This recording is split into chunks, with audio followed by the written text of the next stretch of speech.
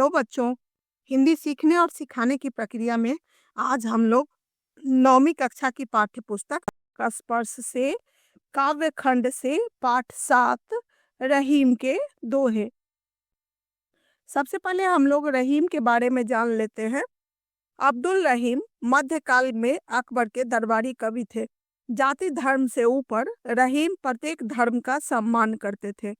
इनके दोहे मानव जीवन को जीने की कला की शिक्षा देते हैं।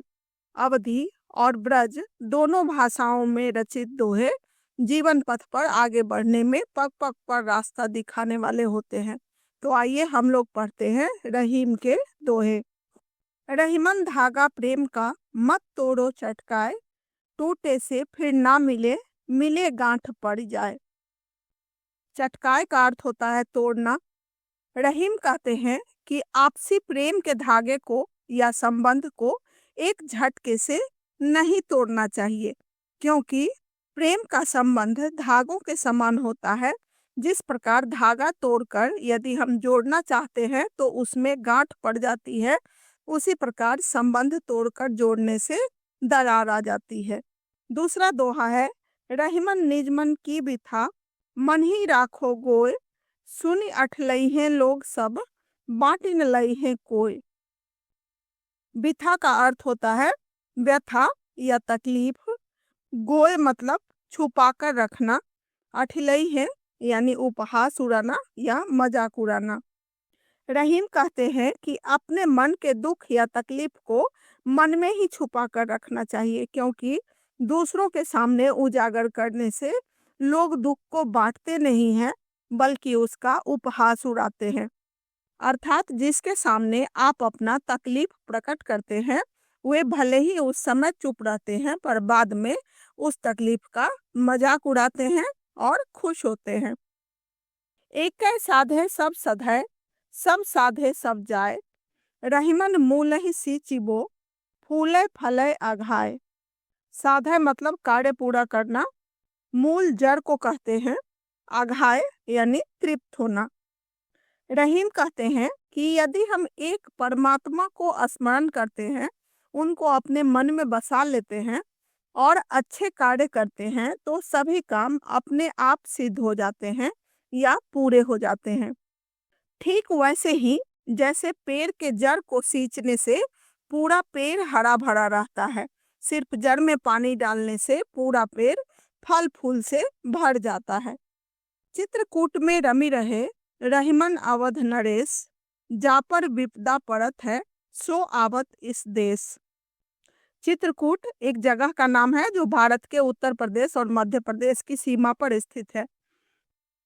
चित्रकूट में अवध के राजा राम अपनी पत्नी सीता और भाई लक्ष्मण के साथ वनवास के दिनों में यहाँ आकर कुछ समय रुके थे। इसीलिए रहीम कहते हैं कि जिन लोगों पर विपत्ति आती है वे लोग शांति की तलाश में चित्रकूट आते हैं।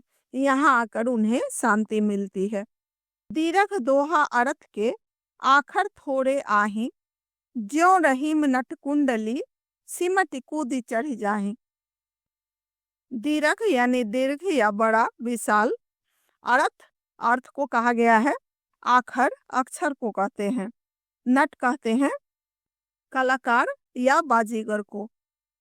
रहीम कहते हैं कि दोहे में अक्षर भले ही थोड़े होते हैं परंतु इसका अर्थ बहुत गहरा होता है। जिस प्रकार कोई कुशल कलाकार या बाजीगर अपने शरीर को सिकोड़ कर छोटा कर लेता है और छोटे मुंह वाली कुंडली या छल्ला के बीच से कुशलता पूर्वक निकल जाता है, उसी प्रकार नीति परक दोहे के सीमित शब्दों में बड़ी बड़ी बातें या गहराई होती है। धनी रहीम जल पंख को लघुजी पियत अघाए, उदधि बड़ाई कौन है, जगत पियासो जाए। पंख कहते हैं कीचड़ को, उदधि सागर को कहा गया है।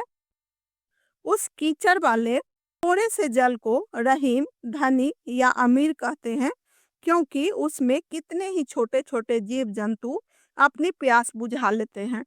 सागर भले ही बड़ा होता है, उसमें जल भी बहुत होता है, परंतु पीने लायक नहीं होता, अर्थात किसी जीव जंतु की प्यास नहीं बुझाता है। फिर उसकी बड़ाई क्यों की जाए।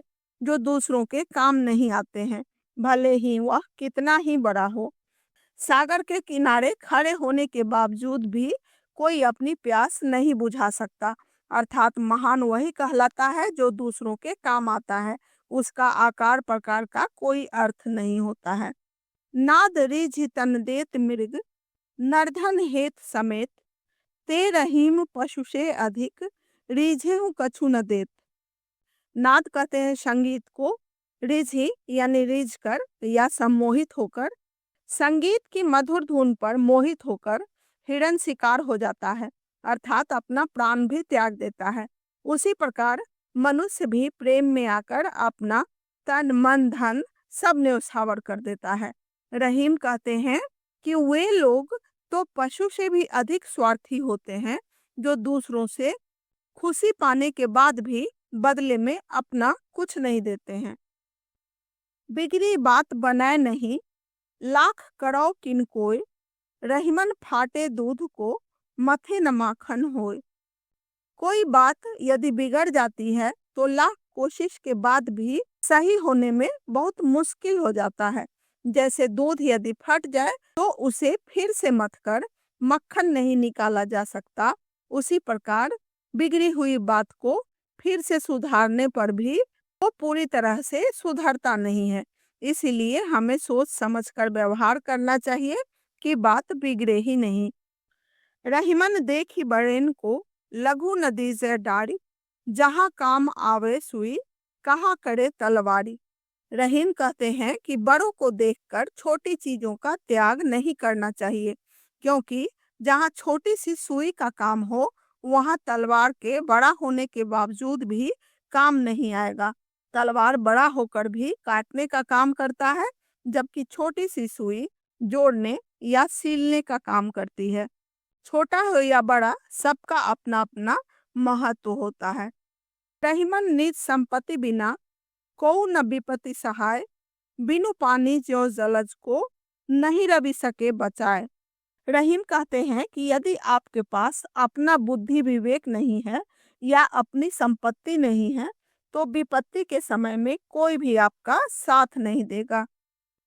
जिस प्रकार जलज अर्थात कमल पानी में खिलता है, पानी नहीं रहने पर सूर्य भले ही महान है पर उसका मदद नहीं करता, बल्कि पानी ही उसे बचा सकता है।